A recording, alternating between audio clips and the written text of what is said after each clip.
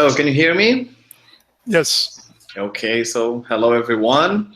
Good morning. Our event continues. It is such an honor to be presenting Ricardo Barros, our next speaker. Ricardo is a CELTA tutor and a freelance teacher trainer based in Jundiaí, São Paulo. He has taught English since 2003, working as a teacher, teacher trainer, academic coordinator, and Cambridge examiner. He holds a Delta, CELTA, and a BA in History from Unicamp. He is one of our moderators at the BrELT Facebook community and advisory council member for the BrELT. And he also blogs marvelous things at his blog, which is ricardobarroselt.wordpress.com, and for Richmond Share. So I give you Ricardo Barros. Hello, everyone. Good morning. Can you hear me? Sure. All right. So here we go. I'm going to share my screen with you. All right. So we are here today to talk about the Cambridge English CELTA course. CELTA stands for Certificate in Teaching English to Speakers of Other Languages. This is a 120-hour course. So one of the biggest things about you probably need to know about the CELTA is that it's a kind of demanding course, and you can take it in three ways. You can do the full-time course, which usually in Brazil at least takes place in January and in July, school holidays for teachers. But in other countries, such as in the UK or in other places in Europe or in the US, you can have the full-time course in other months of the year as well. In Buenos Aires, I believe, they have full-time courses year-round too. So this means every day for a month, you'll be dealing with the CELTA course. The CELTA course can also be offered as a part-time course. Again, in Brazil, this usually means every Friday during a whole semester, so that takes about 4 months every Friday. But there for the part-time course as well. For example, 7 offer courses Tuesdays and Thursdays in the mornings. Elsewhere, I have seen courses that are Mondays and Wednesdays. So there's more flexibility for part-time courses. And typically, this is what people do when they already have jobs as teachers, and then they do the CELTA in their free time. The other option, which Alberto mentioned earlier on, is the online CELTA course. But that's a little bit, guys, I'm hearing somebody in the background. Can you mute your microphone, please? Anyway, so there's this online CELTA course, but that's actually a little bit of a misnomer, because the online CELTA course is actually a blended course. What does that mean? A big part of the CELTA is the teaching practice, where you get to teach actual students, volunteer students, and you cannot do that online, obviously. So the online course means you're going to do all the assignments in the written part of the course. Yeah, guys, I'm hearing somebody in the background again. There's a microphone going on. And dogs, is that Thiago maybe? Yeah, guys, I'm hearing somebody in the background again. There's a microphone going on. All right, so anyway, and then the online course, you take the written part of the course, the input sessions and the assignments, you do that online from the comfort of your home, but you do need to go to the center for 2 weeks. So even though it's called the online course, be careful, because it's not really fully online. You have to do 2 weeks of face-to-face teaching for that. One of the things that people always ask me about in terms of the CELTA are the requirements to enter the course. So first requirement, the level of language. You need to be about level C1 in the Common European Framework of Reference. This means having a CA level of English, but that doesn't mean, very importantly, that you need to have taken the CA necessarily. You just need to prove that your level of English is that, such as similar to IELTS 7, 7.5, and above. And the reason for that is you're going to teach a range of levels in the CELTA, and one of the levels tends to be upper intermediate students, so your English needs to be better than the level of English for these students. You also need to be educated to the standard required for entry into higher education in the country where you're taking the course. Again, in Brazil, this means that you need to have finished high school. There's some flexibility here. Maybe if you haven't finished high school, you just need to show the center where you're taking the CELTA that you'd be able to follow the course. So you just need to be able to follow all the requirements of the course. And you also need to be over 18 years old. The CELTA is a course where we're going to teach adults, so you need to be an adult yourself. So having met these requirements, you're going to apply to the course. So you can find the center. There are more than 300 centers worldwide for the CELTA. You're going to find one in São Paulo. There are 4 of them, but there are many others in Brazil. And you're going to take a pre-course task. I think this is what Bárbara Furtado is asking about. A pre-course task includes a language test, kind of. So you're going to be asked to answer questions about grammar, about vocabulary, about phonology, and also to write usually 2 short essays. That's pre-course task, tends to be very standardized.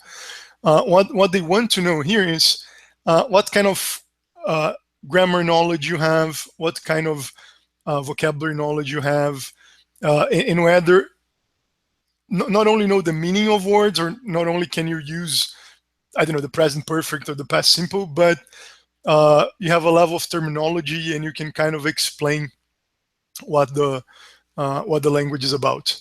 So after you get in contact with the center, they're going to send you this pre-course task. You do that online. Again, you do that at home. You can use reference books to help you. You can get help from friends, right? In case you're not sure what you have to do. You submit this back to the center. They're going to review it, and that takes you to the second part. The second part of the application process, which is the interview. The interview, a little differently from the pre-course task, changes a lot from center to center. So in some centers, they're going to go over the full pre-course task and ask you further questions and ask you further grammar, vocabulary, phonology questions, ask you for suggestions about teaching. And in other courses, that's a little more lighthearted. They want to know a little bit more about yourself, your experience. This is an opportunity for you to ask questions about the course as well. The biggest thing I want to get across to people that are applying for the CELTA when I do the pre-course interviews is telling them how much work the course takes. So I told you earlier on that this is a 180-hour course. That means face-to-face, 120 hours face-to-face. But what sometimes people don't take into account is you're also expected to do about 80 hours of work on your own. So after you have finished the course and have gone back home, you're going to need to write assignments, you're going to need to prepare lessons, you're going to need to read books or chapters of books. And particularly when you're doing the full-time intensive 1-month course, time is precious. So you need to get this across and tell people that, look, if you're doing the full-time course, you can't really work, you won't have time for that. It's likely that you won't have time on your weekends either, that you won't have time for friends or family.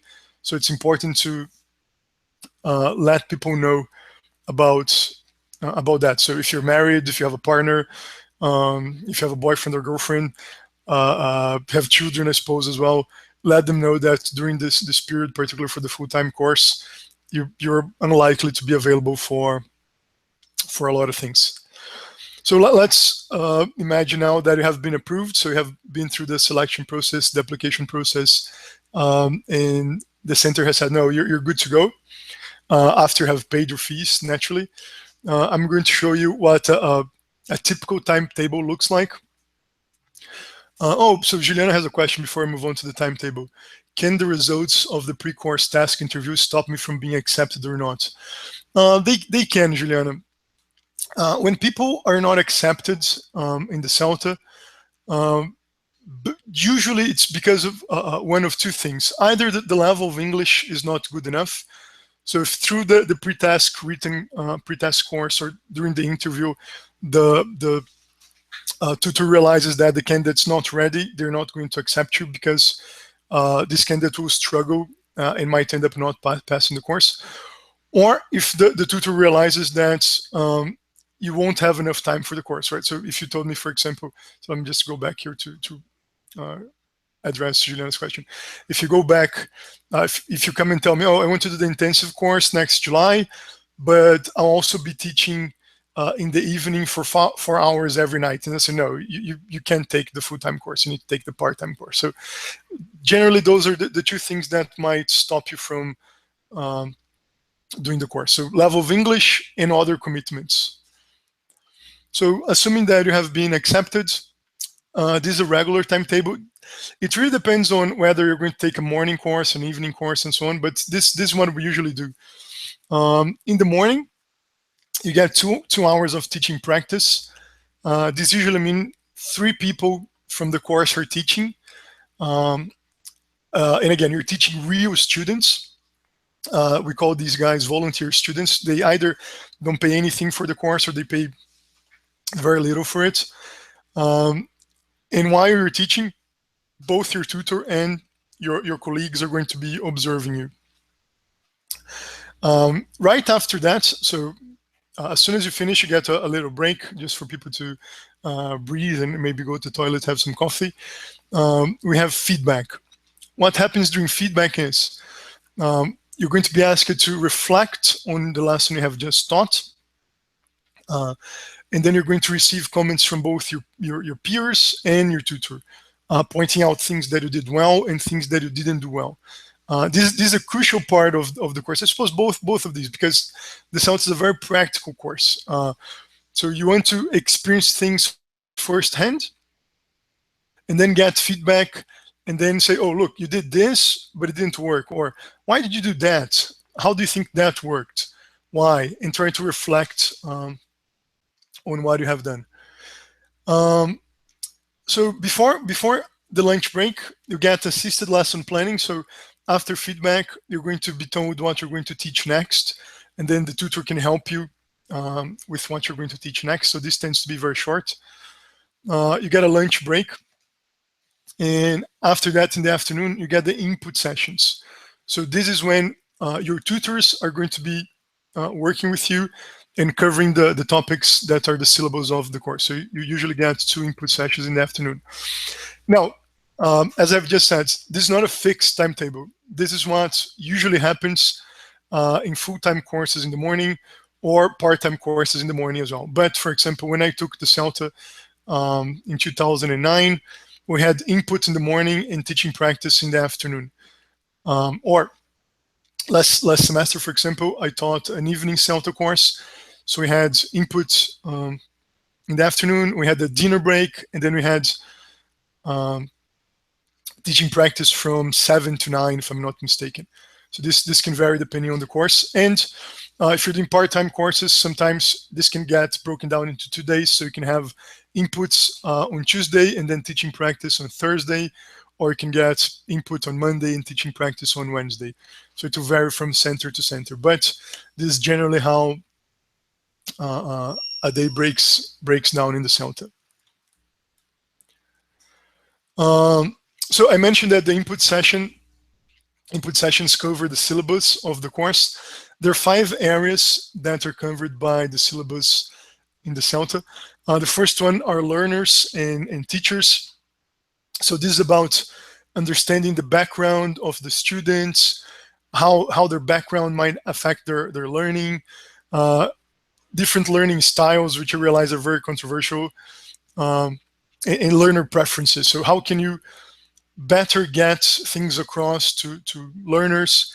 How can you better build rapport with them? How does having good rapport influence your teaching?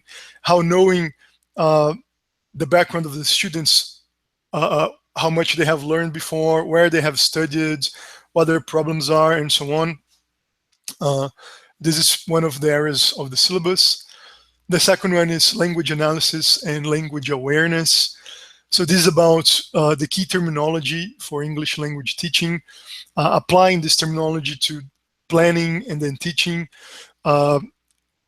showing that you have knowledge of things like English grammar, English lexis, and English phonology.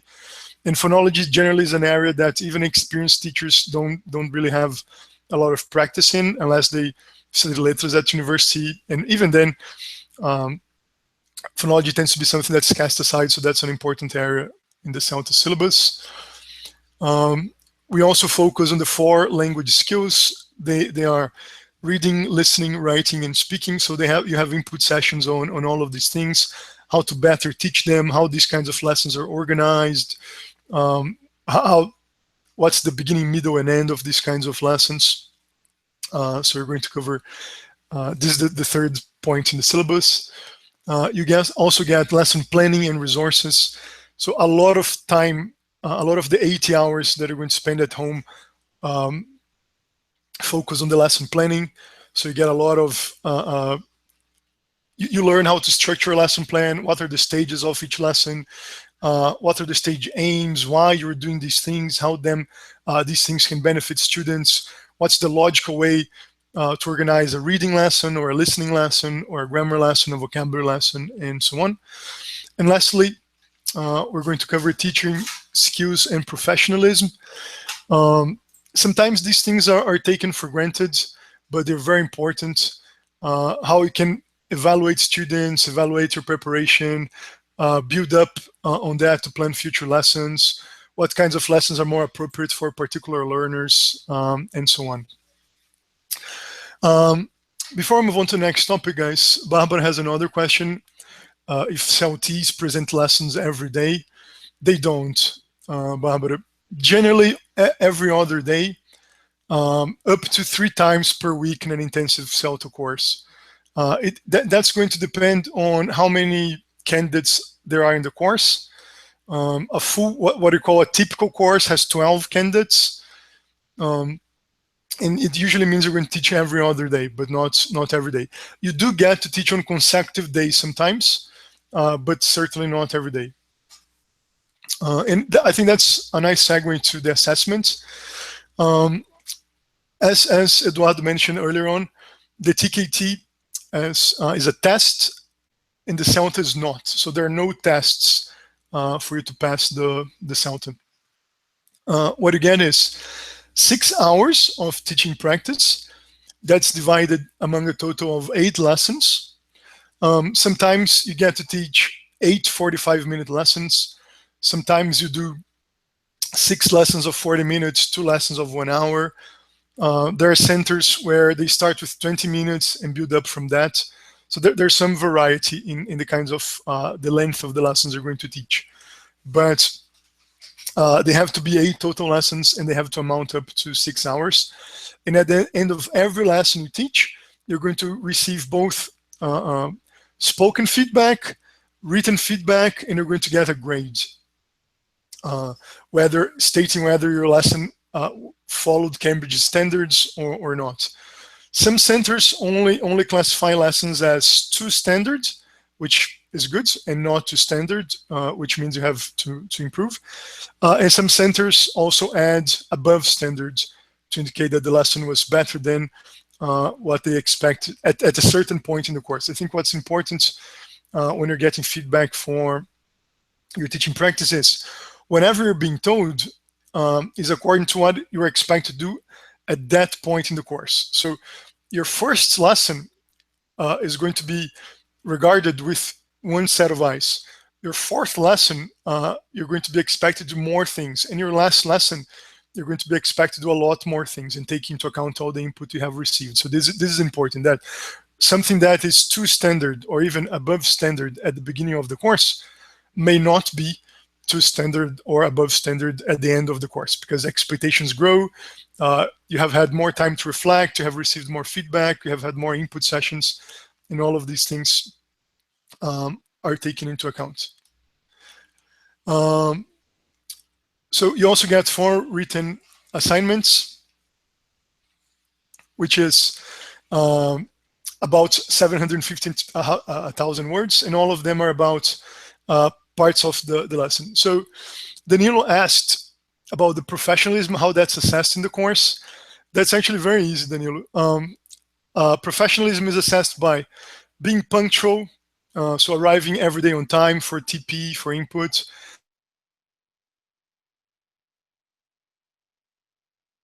About being polite when you are giving feedback to your peers, even if you're pointing things that they're doing wrongly. It's about dressing appropriately, right? Both when you're teaching and when you're observing. So sometimes people have the impression that they're only being assessed when they are teaching, and that's not the case. You're being assessed all the time, particularly for professionalism.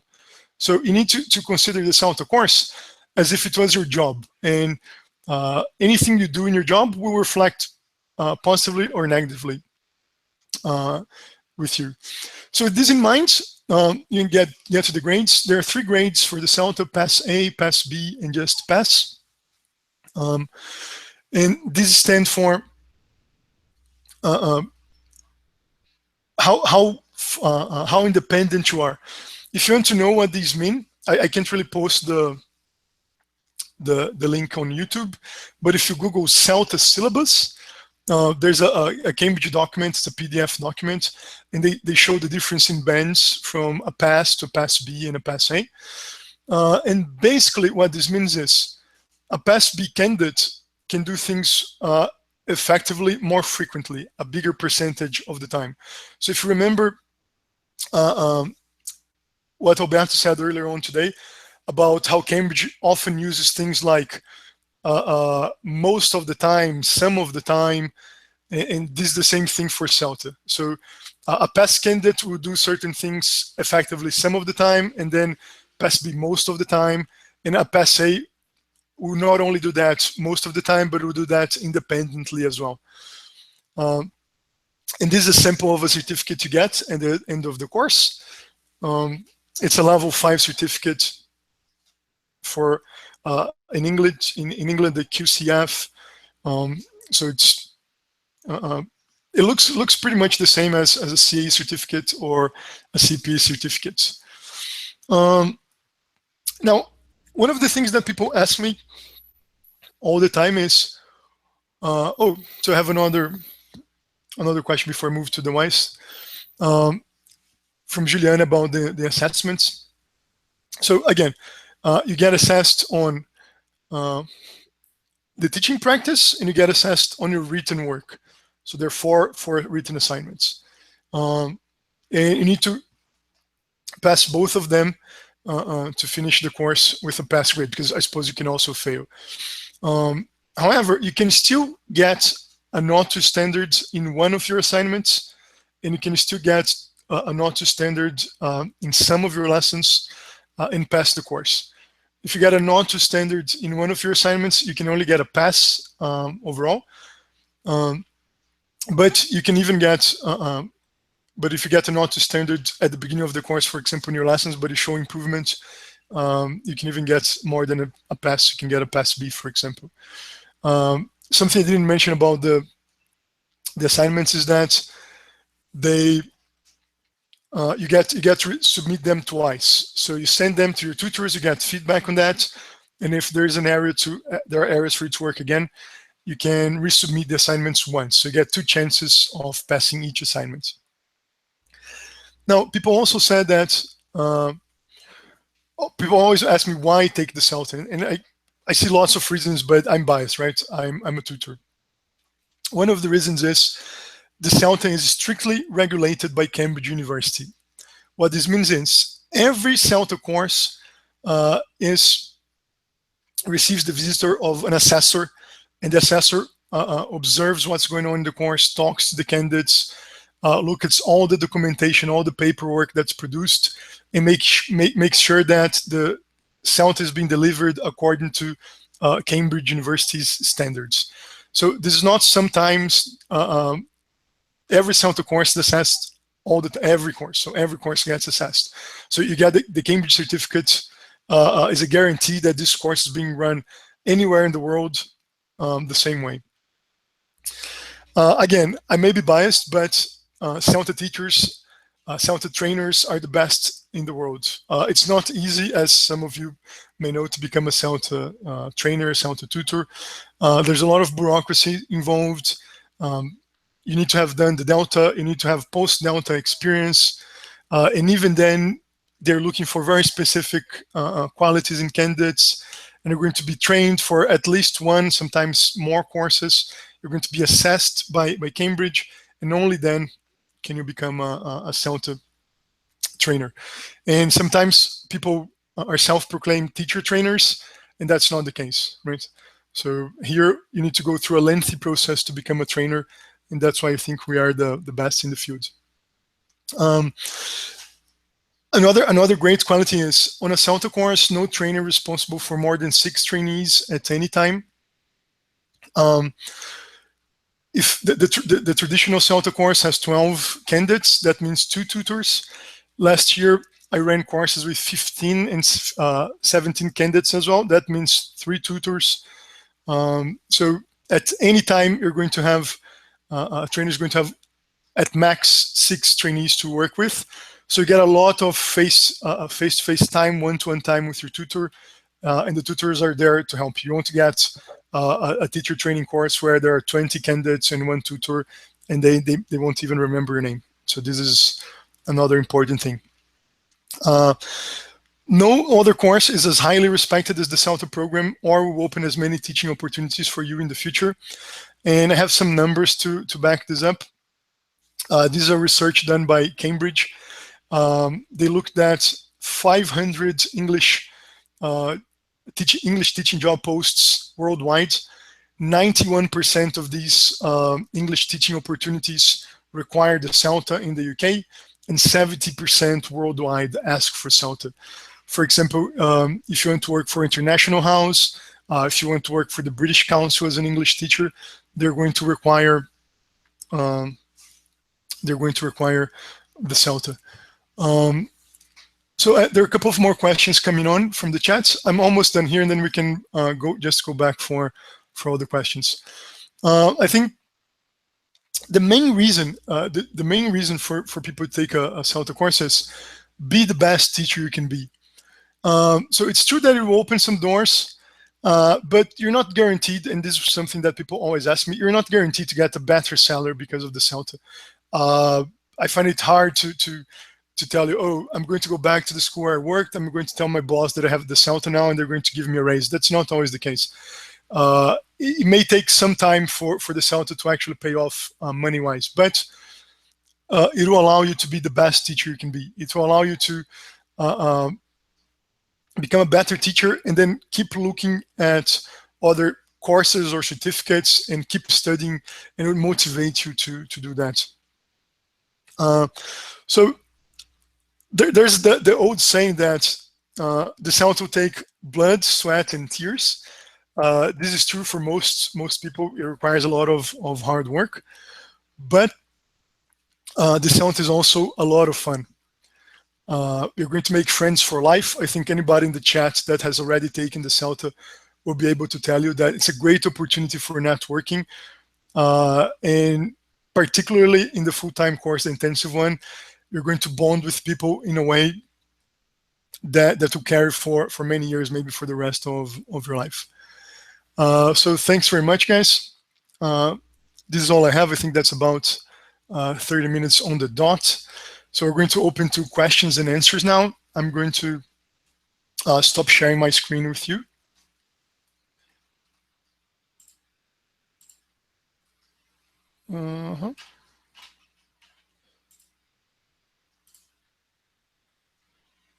Okay, I think we're live.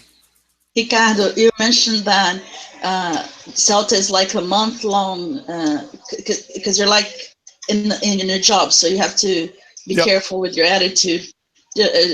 I usually say it's like a month-long job interview, which is even stricter than your job.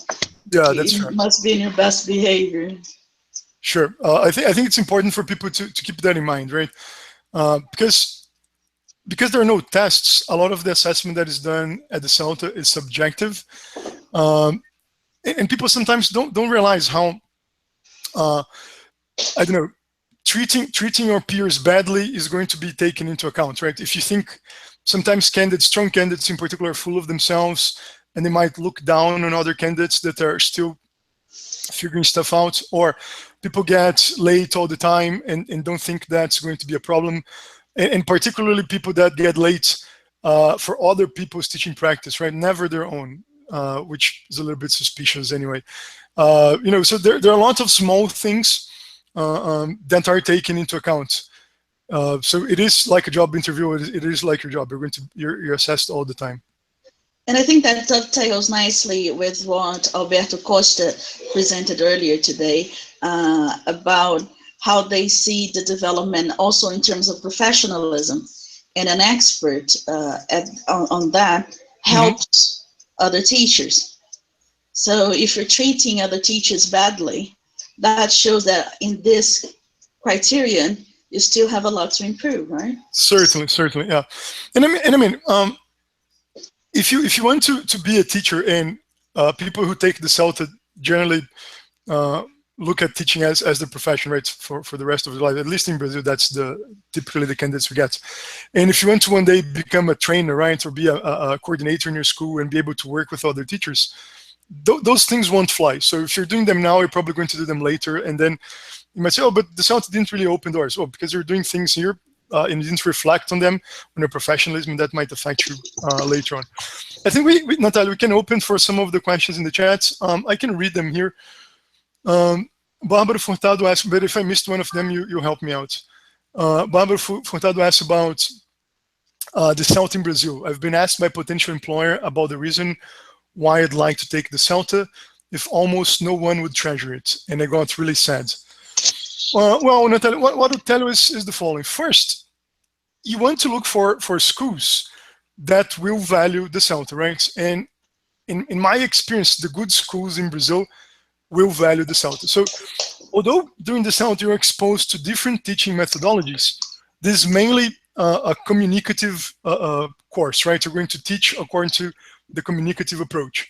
And then you probably need to look at schools that first will value a teacher who is experienced in the communicative approach, and that also provide further development for the teacher. So off the top of my head, I would mention, and again, I'm very São Paulo centric because that's where I live and that's where I grew up, but schools like Cultura Inglesa, schools like CNA, schools like Centro Britânico, schools like Alumni or IBEU in Rio de Janeiro, schools that both teach in a communicative approach and that will value these things. Now, the only thing to be careful about is some of these big name schools are franchises. And when you get franchises, there will be franchises that will value these things. And there are people run by people that know what English is about. And there are franchises that will be run by business people. And then they may or may not value these things. So this is something to take into account. There was a question here about assessment. You've mentioned that there are 3 written assessments, but what are the topics? Alberto Costa has already addressed that in the chat, right. But because the chat is not available after the recording is over, then it would be nice to mention here too. Right. So I told you that there are 5 points, five topics in the syllabus, and these 5 topics get condensed into the 4 assignments. So one of the assignments is about the learners. You call it focus on the learner assignment. This means you're going to interview 1 or 2 of the learners that you're working with, 1 or 2 of the students. You're going to write down mistakes they have made, and you're going to analyze these mistakes, and you're going to propose solutions to the mistakes for this particular student, depending on their background and learning styles and things like that. So this is one of the assignments. Another assignment is about language analysis and language awareness. You're going to receive a series of model sentences from grammar, from vocabulary, and you need to analyze them fully as if you're preparing yourself to teach these things. So how is the grammar used? How is the vocabulary used? What does it mean? How can I check if my students understood it? What's the phonology? What words are stressed, weak forms, and things like that. The next assignment is a skills assignment. So it's an assignment where you have to develop either reading and listening skills and then writing or speaking skills. So this usually means selecting a task, a text, creating activities for that task, creating a follow-up that's going to involve speaking or writing. That tends to be the third assignment. And the final assignment is about reflection and the resources for teachers and kind of reflecting on the course. That's the final assignment. Again, assignments may vary slightly. For example, let's say at one of the centers, we ask students to analyze the present perfect. In the other center, we get students to analyze the present, the past continuous, right? But they all follow the same standards set by Cambridge. Natalia, I think there's a question in the chat from Juliana on what are the practical differences in terms of timetable and schedule between the online course and the presential one. So the online course, you're going to do all of the input sessions online, and you're going to deliver all of your assignments online. So this is done, it depends on the course again, but usually done over a period of 2 months. So you do all of this work online. You have to interact in a forum such as Moodle. I think Moodle is being phased out, right? But anyway, you interact with your peers in a forum. There are tasks, there are things for you to read, and then you need to write assignments, you get them marked, you get feedback, and so on. So you do all of this online. And when all of this is done, you go to the school, the center, and you teach for 2 weeks. And you're likely going to teach every other day. So you're going to get 8 lessons over the period of 2 weeks. So get 10 days, 8 lessons, and that's going to be pretty intensive. So when you get to the face-to-face part of the course, you only do the teaching practice and feedback, naturally. But you already have finished all the input sessions, and you already have finished all of your assignments as well. What else?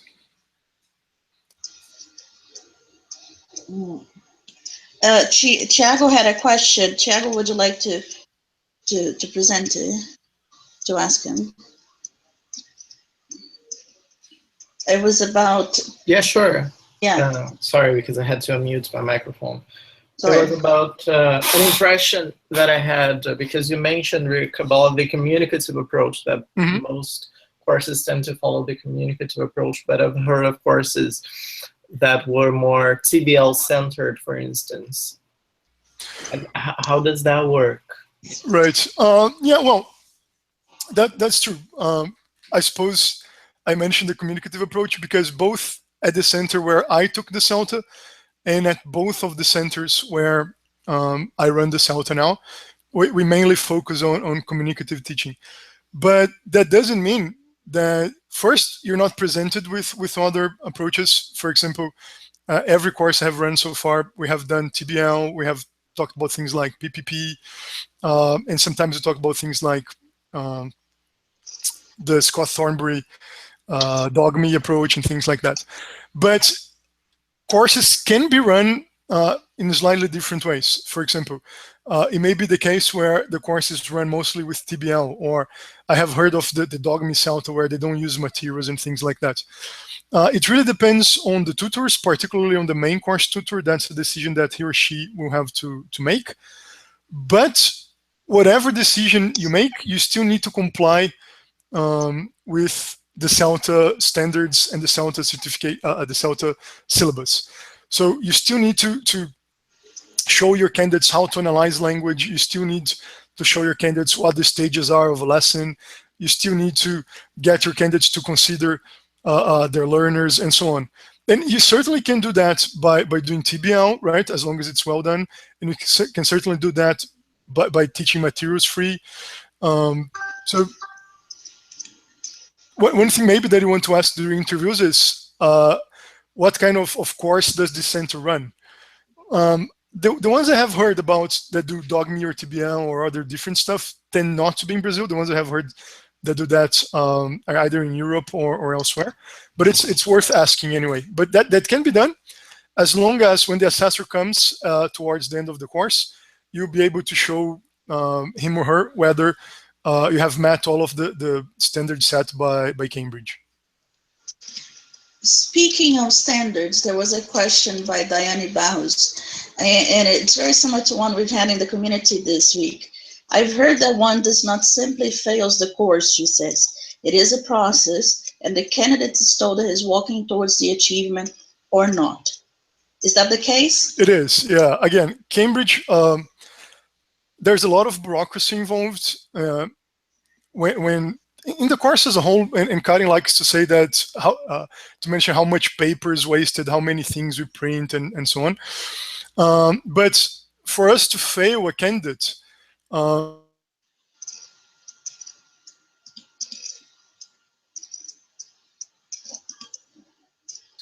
that he or she may fail. So there are 3 tutorials during the course, and tutorials are moments when candidates get one-to-one FaceTime with the tutors, and they get to talk about their strengths and weaknesses. So if you are a candidate that are not doing well in the course, can you hear me now, guys? Sorry, apparently some people have lost the audio. Yes, now I can hear you. Yeah. Okay. So maybe I'll just say this bit again. You get 3 tutorials during the course. These are things that you get face-to-face time with your tutor. And these are moments where there's a written record of how well or maybe how badly you're doing.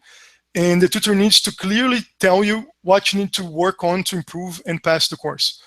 Besides that, in certain moments of the course, the candidate may receive a formal letter. We write and print 2 letters, and you have to sign both of them to acknowledge you have received it, and one of them goes into your documentation. And this may be particularly when we're dealing with professionalism issues, making sure that the candidate knows what he or she is doing wrong. So there's a lot of things that need to happen in the CELTA for people to fail. And the candidates are told clearly, anyway, they should be told clearly whether they're failing or not. And when the assessor comes at the end of the course, and if you have a candidate who is possibly going to fail, he or she is going to ask you, oh, okay, so this person may fail. What have you done? Where are his or her tutorials? What have you told this person? Have you written a letter? Can I see the letter? Is this person aware of what she or he still need to do in order to pass the course? So anyway, you can't fail the CELTA without being told this is going to happen many times, and being told what you need to do to pass the CELTA, and without being told, without receiving help from your tutors. But if you do, I'll just complain to Cambridge. That's what I'll do. I think that's all the questions we had. Okay. Have you moderators seen any other questions? Oh, Juliana, just the last one. I'd like to know who the students are, the ones that CELTIs teach during the CELTA, and how you get these students. Right. So they're volunteer students, Juliana. We get them through advertising, often on Facebook, sometimes mouth-to-mouth advertising. And they are people that want to learn English. For example, in one of the centers where I work, we get a lot of retirees, people that have free time on their hands, or we also get a lot of professionals that don't have a fixed timetable. For example, we have a guy who is a musician. We have a guy who is a freelancer photographer. We have a guy who is, what does he do? He does consulting, so they have flexible timetables. And sometimes, particularly when we teach course in the evenings, you get a more regular crowd, as you would in a regular language schools. So everyone that showed up, thanks very much. If you have further questions about the CELTA, you can get in touch with me on Facebook. You can shoot me an email at rickbarros gmail.com. I also often write about the CELTA on my blog, ricardobarros.wordpress.com. And we often have conversations about CELTA on BrELT, and I tend to take part in those. But if I don't, you can always tag me, and I'll do my best to answer you. Thanks very much, guys. Yeah. Guys, don't leave now. We got a message for you from Eduardo. So let me stop sharing. Okay. Ricardo, thank you for your talk. It was fantastic. Everyone is really saying great things about it. Thanks very much, man. Before we have lunch break, I would like to explain to everyone how the certificates are going to work. Let me just share my screen so you can see the file here. Okay, this one. So to get your certificate for this talk, you access the link bit.ly/Cambridge CELTA. Fill in the form with your name and your email address, and you'll be notified when the certificates are available. Our time limit to give you the certificates is February 25th, and you receive an email with a Google Drive link to download them, and also we'll post this link on the BrELT group on Facebook, so we'll be able to check it and download it from there. Okay. So bit.ly/Cambridge, all in lowercase, but then CELTA is in capital letters. And our next talk is about the iCELT with the incredible Marcela Sintra at 1:30. In case Facebook crashes again, the link to access Marcela's talk is bit.ly/YT in capitals, and then lowercase Ma Sintra. Again, bit.ly/YT in capitals, and then in lowercase Ma Sintra. And as Chad is saying, you can also see the link on our blog, BrELTchat.wordpress.com. So you'll be the link for the talk will be available there as well.